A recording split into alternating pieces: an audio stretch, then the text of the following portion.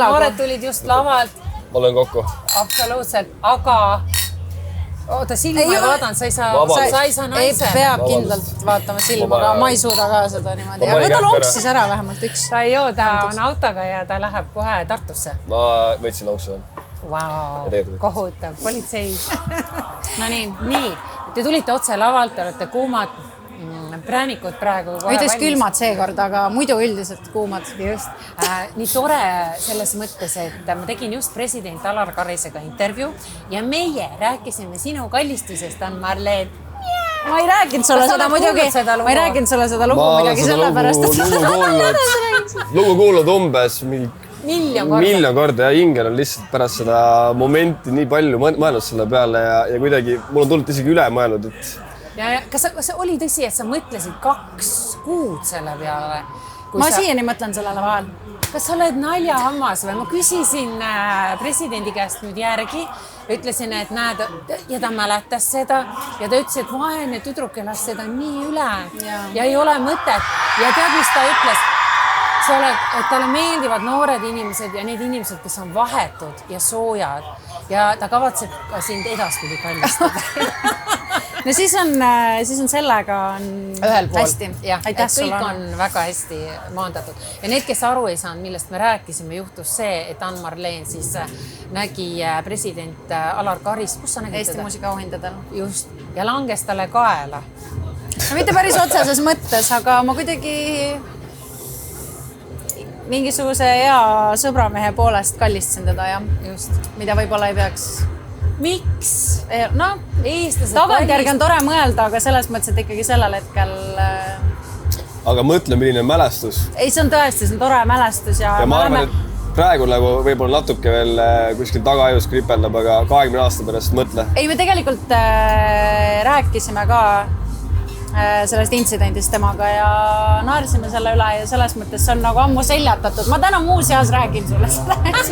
Ta alles täna rääkisin, mina rääkisin kohe edasi Alarile ja Alar mäletas seda ja mäletas ka sinu maharahustamist. Nii need jutud liiguvad. Ja kõik inimesed kutsun üles, kui te näete järgmine kord Alar Karist, palun kallistage teda, sest ta ütles, et talle tegelikult see meeldib. Et sul võib jääda tunne, vaata, et ta on natuke jäik, on ju, aga ta ei ole.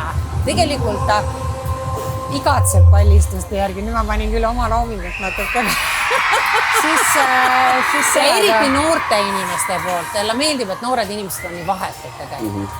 Aga kuulge, sõbrad, kuidas on olla noor inimene üldse Eestis? Meil on täna Euroopa päev. Me räägime selles Euroopa võtmes. On tore olla. Väga tore on olla. Üli tore on nagu. Nii hea, et oleme siin Eesti riigis üles kasvanud ja täpselt niimoodi, et ma näiteks elasin niimoodi ainult aasta, et ma ei olnud Euroopa Liidus ja ega ma suuresti ei mäleta ka, mis see aeg oli, aga kuidagi siuke kindlustunne on, kuidagi oled siin selle suure Euroopa Liidu sees, on nagu ühtne, hea ja mõnus kasvad üles, et ma olen väga rahul ja ma ei... see on see ideaalne lapsepõlv, ma olen. Ja mingit hirmutunnet ei ole, et meil on selline tore naaber siin vasakul pool kuskil. Kusjuures mul on tädi, mehe, ema, tädi mees on siis Inglismaalt ja tema tuli täna seal söögilauas, küsis, et kas te ei karda seda? Siis me mõtlesime kuidagi terve laudkonna peale, et kuidagi see on nagu nii ära harjunud sellega. Ja kuidagi võib-olla see ongi see kindlustunne, mis on nagu Euroopa meile andnud, et me saamegi olla siin isegi idanaaber. Tunda, et keegi tuleb meile appi, kui... See ongi see kindlustunne ja kuidagi jah, et võib-olla teised inimesed kuskilt teisest rahvusest või teisest maad vaatavad täiesti teistsuguselt sellele peale, aga nagu ma arvan, et kuidagi me oleme ära harjunud sellega ja teeme kaitseväes kõiki asju, et seda vajadusel siis eemale hoida. Ma olen nõus. Nii äge. Seda ütles ka, kusjuures kaitseminister kiitis noori inimesi, ütles, et kuna ta suhtleb läbi oma laste ja siis hästi palju noorte inimestega, siis ta ütles, et teda paneb see lausa imestama, kui patriootlikud on tegelikult noored inimesed. Et mina pisut vanema inimesena mõtlen, et kõik tahaksid jalga lasta. Võib-olla see on nagu minu vaata nagu selline, et oled kunagi selle ikke all elanud ja tead, mida see tähendab. Aga noored inimesed pidid vastupidi olema just, et kõik ei, meie siin, me saame hakkama, mitte midagi ei juhtu. Ma usun, et Euroopa Liit on selles mõttes, me ka ennist teises intervjuus rääkisime, et Euroopa Liit on tekitanud võib-olla noortele ka tunde, et me oleme kuidagi osa sellest ülejäänud Euroopast ja kuidagi julgustanud meid reisima ja julgustanud meid tundma huvi teiste kultuuride vastu ja ma usun, et tänu sellele ka tunneb ülejäänud maailm huvi meie kultuuri vastu ja ma arvan, et see on väga oluline, et kultuurid ei ole endale hoidmiseks, vaid mõistmiseks ja jagamiseks ja kuidagi. Kas teil on selline mõte ka ikkagi, et läheks maailma vallutama, läheks Euroopat vallutama, ta on Euroopa päev ikkagi, läheks Euroopat? Ja ma käisin vallutamas Euroopat. Nii, räägi. Ma käisin just, eelmine aasta käisin Portugalis. Nii. Aga ta mõtleb võib-olla muusikaliselt ka? Jaa, aga ma räägin, et selles mõttes vallutama, et nagu ma olen nüüd viimasel ajal nagu rohkem võtnud selliseid riike, kus ma pole käinud.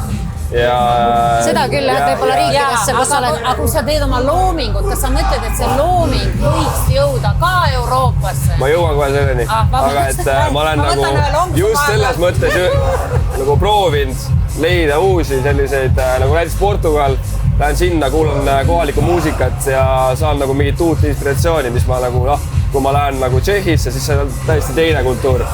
Et ma arvan, et seal on väga palju juurde sellele, et tekib mingi huvitavam helikeel, millega siis Euroopasse kündida. Ja, ma selles mõttes... Nii, räägi. Ei, et võib-olla jah, et ma enda muusika osas nagu tunnen, et ma...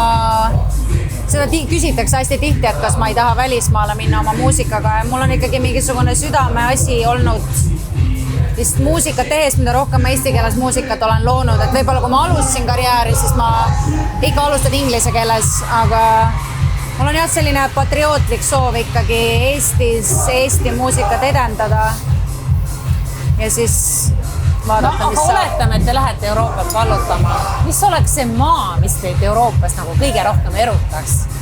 No ma saan aru, sul oli juba Portugal kindlasti. Jaa, Portugal on äge. Aga selles mõttes, kui sa vaatad, ma arvan, meie mõlema Spotify nagu riike, kus meid kuulatakse, siis meid, ma arvan, kuulatakse ikkagi erinevates nagu Euroopa riikides juba praegu. Ma ei tea, kui palju sa oled vaadanud seda statistikat. Ikka olen vaadanud, jah. Et selles mõttes ma tunnen jah, et minul on võib-olla Eesti Laul andis mulle kõige rohkem rahvusvahelisi fänne, kes on tulnud mind Eestisse kuulama.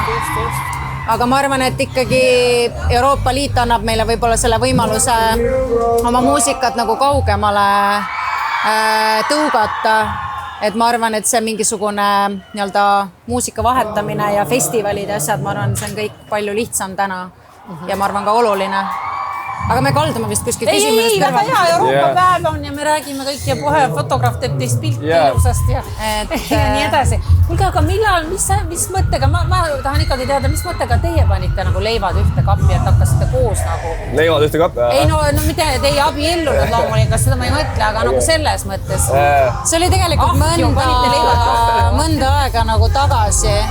Mis juhtus, mis teie vahel? Ma võib-olla ei paneks teid nagu... See on lihtsalt siuke õnnelik õnnetus. No, ma tahan seda kuulda. Ei, pigem me tollel ajal, me tegime paar lugu koos. Ja see mõttes, et ma arvan, et nad teada, et kus see kõik alguse sai.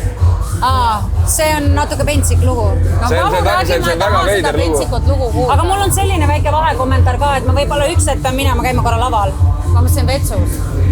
Et ma lähen nendega korraga vist lavale. Kohe, aga räägi oma pentsiku korra. Oli üks lugu, mis Fredi mulle saatis. Ja ma nagu lubasin talle sellele loole midagi teha, aga mul tegelikult ei klikkinud selle looga. Ei klikkinud? Ja siis me läksime väga tülli, sest ma ei vastanud talle terve suve. Me ei läinud väga tülli, lihtsalt ma ei näritatud kergelt. Aga siis... Sa ei vastanud? No ühesõnaga, see näi kuidagi mingi asi õhku ja siis sellepärast ma natuke olin solvunud.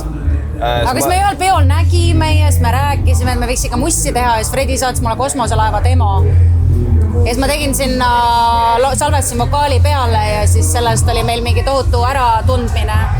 ja ma arvan, et peale seda mina tegin enda albumi ja Fredi tegi enda albumi ja siis me kuidagi arutlesime, et võiks siis teha ühisalbumi, sest meie võist helikeeled ja mingisugune muusika ühine mõistmine.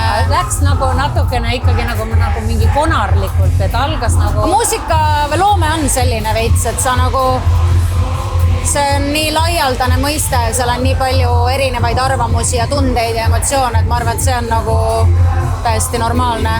Aga võib-olla jah, me oleme muusikaliselt nagu väga palju no me oleme koos üles kasvanud nagu selles mõttes selle soundiga, mis me tegime Ingliga, siis see ongi nagu justkui... Võib-olla karjääris ka väga nagu pikalt nii-öelda koos käinud, et me oleme palju asju nii-öelda koos läbi elanud jah, et mingil võrdsel nagu sellisel teekonnal olnud ja nüüd võib-olla teeme ka rohkem eraldi asju, mis on ka nagu väga arendav ja hea, aga täna on tore üle pika aja koos laval olla ja see on... Sobite, et see klikk on väga-väga hea. Et ma tahaks nagu teid kogu aeg koos näha. Ma pean minema lavale peale. Minema, jah. Siis ma saan talt personaalseid küsimusi küsida. Ma pean kohe minema. Kui sa soovid. Aga mine ära ja oota, tegelikult ka sõbrad, ma tahan öelda, sa oled paari löönud väga ägeda inimesega. Ta on ju kõik asjad see aasta võitnud ja üks võit tuleb talle sel aastal veel. Arvake ära, mis see on. Ma ei tea seda teema.